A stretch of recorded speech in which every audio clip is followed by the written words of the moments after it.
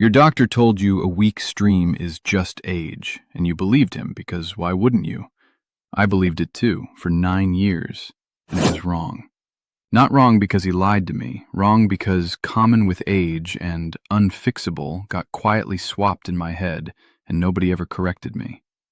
I'm 83 now. My stream comes fast and strong most mornings, not what I'd call impressive to a younger man, but strong enough that I don't stand there waiting anymore, wondering if anything's going to happen at all.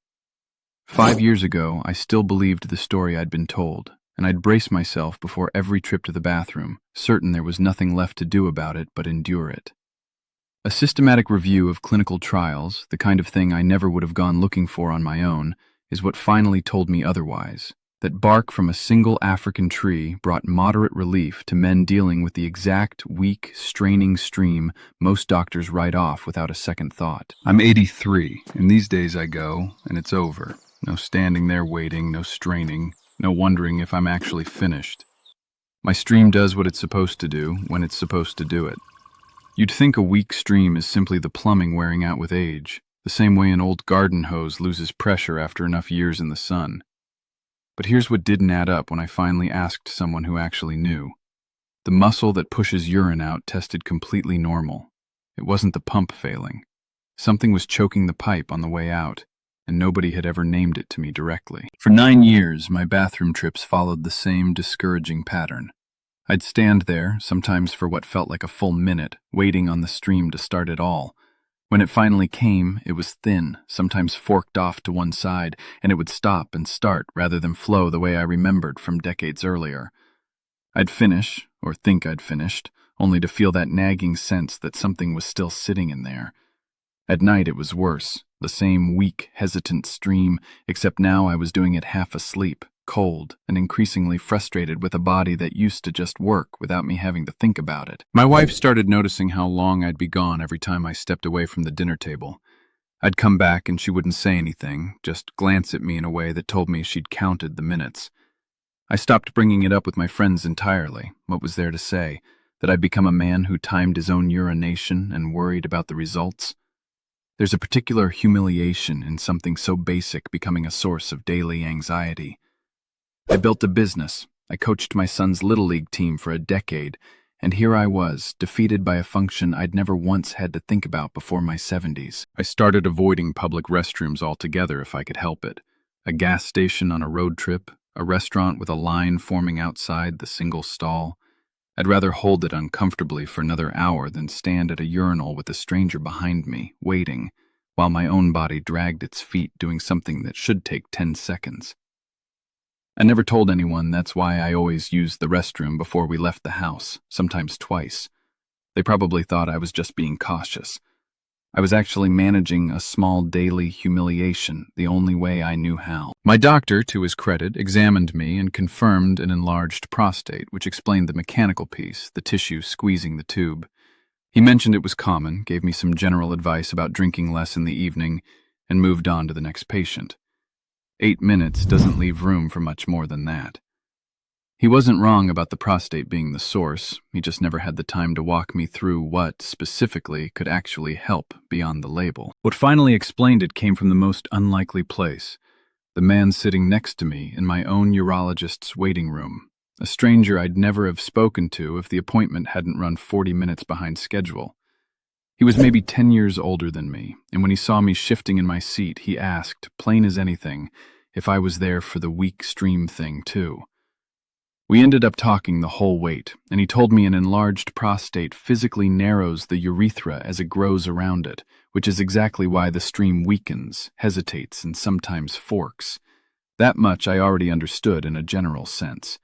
What I didn't know is that there's a specific botanical compound, bark from an African plum tree, used for generations in parts of Africa and Europe for exactly this symptom, that clinical research has linked to moderate improvement in urinary flow and reduced residual volume in men with an enlarged prostate. Not a cure, not a shrinking of the gland, but real, documented relief in the symptom that was running my life. What that stranger said reframed how I saw the whole situation, and he said it with the ease of a man who'd clearly explained it to somebody before. He said most men who get the diagnosis assume that once the prostate is named as the cause, There's nothing to do beyond wait for a prescription or accept the decline. And they're surprised, he said, to learn there's a specific, well-studied botanical option most doctors simply never mention, because it isn't the first line of treatment and there isn't time in a rushed visit to walk through every option available. The prostate is tissue. You support it. You don't talk it into shrinking overnight. But you can absolutely support the flow itself, starting with what's on your own shelf. He also told me why this rarely comes up in the exam room itself. It isn't that doctors don't know about it, many do. It's that a standard appointment runs around 8 minutes, and there's barely time to confirm the diagnosis and check in on an existing prescription, let alone introduce a botanical option and explain how it works alongside standard care. It's not neglect. It's a system that never built in the time to have that conversation, which is exactly why it took a chance encounter in a waiting room, not the appointment itself, to actually teach me something. What surprised me most is how long this particular remedy has actually been used. It isn't some new discovery cooked up by a supplement company chasing a trend. It's been used for generations in the regions where the tree grows, long before anyone ran a clinical trial to explain why it seemed to help. Modern research just caught up to what people had already been relying on quietly for a very long time. For 11 years, the bathroom ran my nights. Up at midnight, up at 2. Up again at 5, a weak little stream each time and never quite empty. I'd lie there staring at the ceiling, knowing I'd drag through the next day half awake. I thought it was just age. It wasn't. Here's what no one ever sat me down to explain. The prostate crowds the channel your urine runs through, so the bladder never fully drains. It just fills right back up within the hour. That's why you go and go again. It was never weakness. It was never getting old. And the pills they kept handing me, they left me dizzy every time I stood, gave me that strange, dry finish where almost nothing came, and the nights never changed. But there is a gentle way to help that bladder empty the way it's meant to, without any of that. At 83, I finally sleep through the night again. I'll show you exactly what in this video, and if you want the simple support I personally use, there's a free presentation linked in the description below. The bark is called Pygium africanum, and the systematic review that stranger in the waiting room told me about pulled together multiple trials and found it associated with moderate relief in urinary symptoms tied to an enlarged prostate, including the exact stream weakness and residual sensation I'd been living with for 9 years. It's typically taken as a standardized extract, and he was clear that consistency matters more than dose size, the same amount, roughly the same time, every single day, because the effect builds gradually rather than arriving all at once. It's not a cure. It doesn't shrink the prostate. What it appears to do, based on the research and what he explained while we sat there waiting, is support the tissue enough that the stream stops fighting its way out. I didn't stop at the extract, because a single change rarely turns around 9 years of a weak stream on its own. He walked me through a short system before either of our names got called, and I've kept every part of it since. First, the standardized Pygium extract, daily, same time, so it never became a thing I had to remember. Second, double voiding. Going, waiting 30 seconds, trying again before leaving the bathroom, which addresses the residual volume piece directly.